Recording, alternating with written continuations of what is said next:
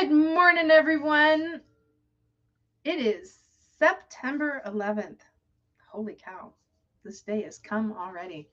It is Wednesday, and we are live on Facebook. We are live on Instagram. We are live on YouTube and live on LinkedIn. And my name is Brenda Neckbottle. If you are catching me for the first time, I am a HR professional. I am a 3-time best-selling author. And what I do is I help leaders cut through the drama in rapid time so that way they can continuously grow and scale their business and lead their teams to new levels of success. And you've probably now heard the director of security in the background barking. He's doing his job, a little muffled, but he's doing good. So today I want to talk to you guys about how difficult personalities actually start to emerge in professional settings. And if this is something that, you know, you're bumping into, somebody that struggles with difficult personalities in the workplace, do me a favor, go ahead, tag that person, like this post, like this video, and then go ahead and forward it to them because we want to get some help out there. So if you've ever studied Robert Greene and the 48 Laws of Power, I saw an awesome clip that he was talking about yesterday on TikTok.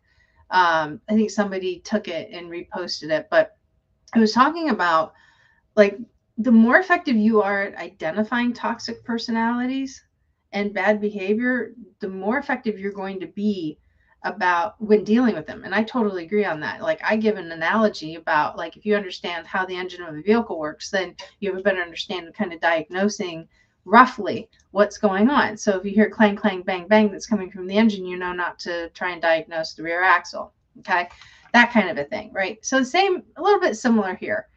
And what I want to walk through today is kind of give you some tips on understanding how these things start to emerge, okay?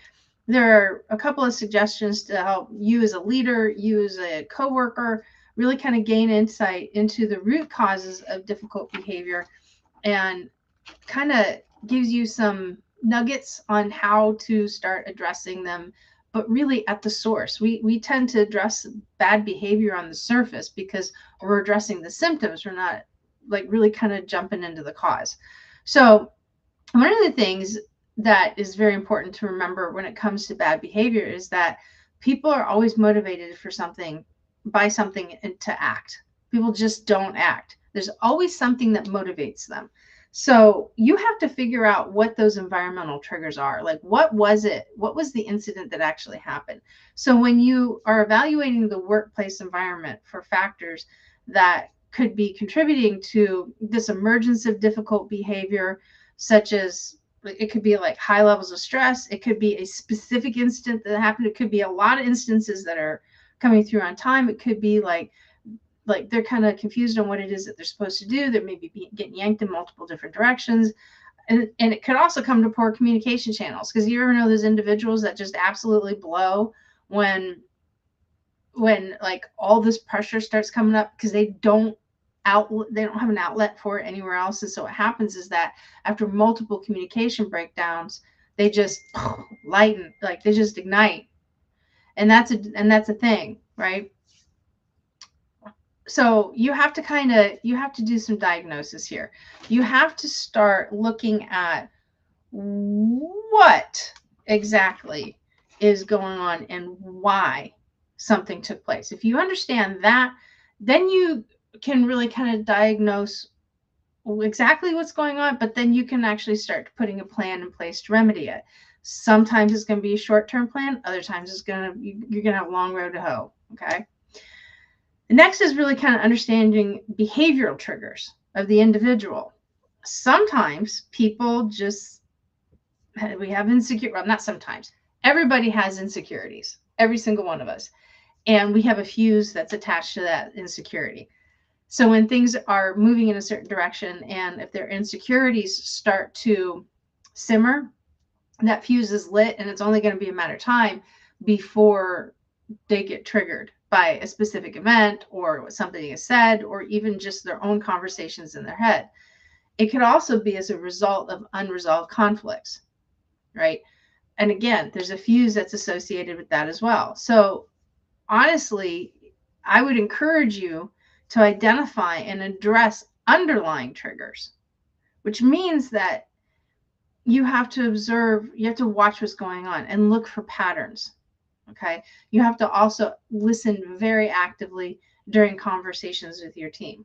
And that's one of the things I like to teach, right? It's like we get a lot of power and a lot of knowledge when we listen more and talk less.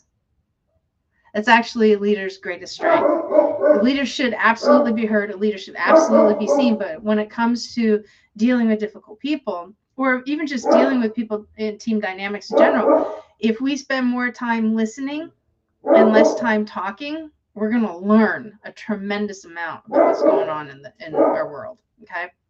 And then lastly, when you're dealing with somebody that you're starting to see some difficult personalities or difficult traits that are starting to come out, listen, encourage open dialogue. Now, what happens is that when these difficulties start to rise, people are less likely to talk, which means that you kind of have to like take a can opener and start prying that open. But if you create the space for people to come in and express their concerns, talk about what they're frustrated, that's phenomenal.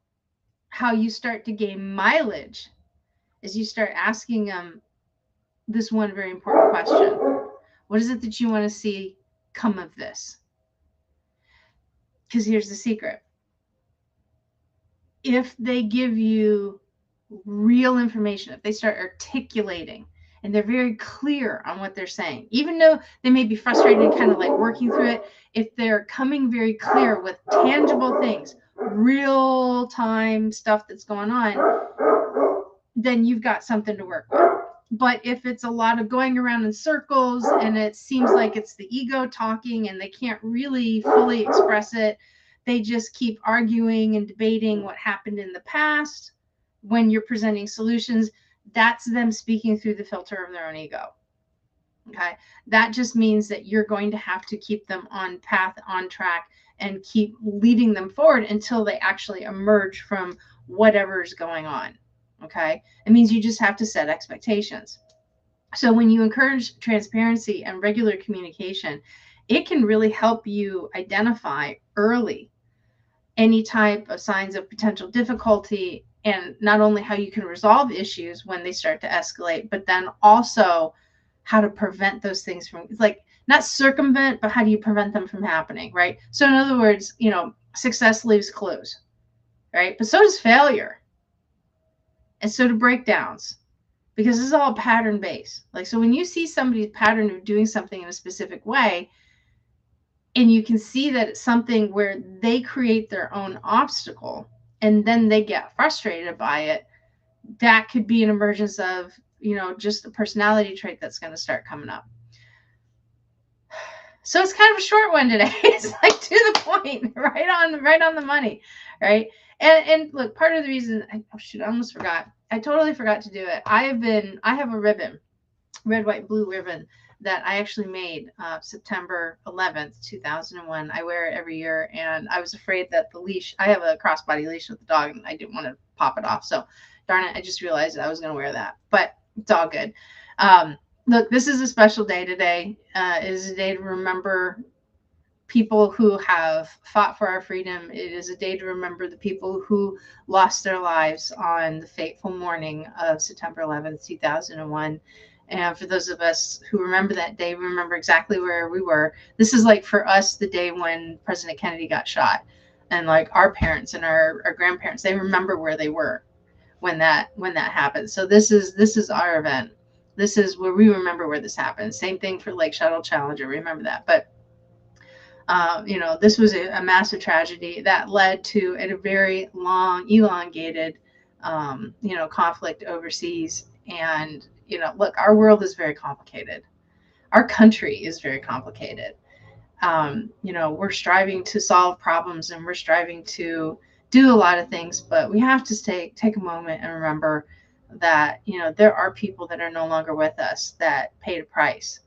Some of them did it willingly, some of them did it unwillingly, and millions of other people have been negatively impacted as a result of what happened on this morning many years ago, over 20 years ago. So please just take a moment today and just reflect on the amazing gifts that we have today. Because I can tell you right now, on that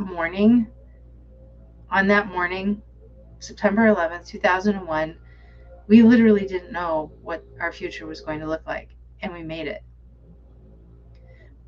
A lot of us are wondering what the future is going to be tomorrow, but I can promise you right now, we're going to make it.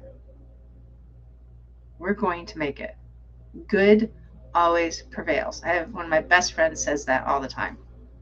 So take a moment, show some gratitude, appreciate everything that you have, even appreciate the problems that you have. Because I'm going to tell you right now, our problems compared to what's going on in the world, in other countries where they don't experience our type of problems, we actually should be very grateful for that. We're lucky to have the kind of problems that we have, because in the grand scheme of things, our days could be much worse. So that's what I got for you today. I hope you have an amazing day. Listen, remember, I am coming in here Monday through Friday around the 10 o'clock time frame doing lives. We talk about how to deal with difficult people. I talk about how to build high performing teams. And this is just only the beginning. We've been doing this now 3 weeks, and I'm thoroughly loving it, thoroughly enjoying it. It's my way to say thank you to you. And I'm going to have an offer for you tomorrow. I'm going to have a tool for you tomorrow that I think is going to be very impactful. And so I invite you to come back, and I will talk to you tomorrow.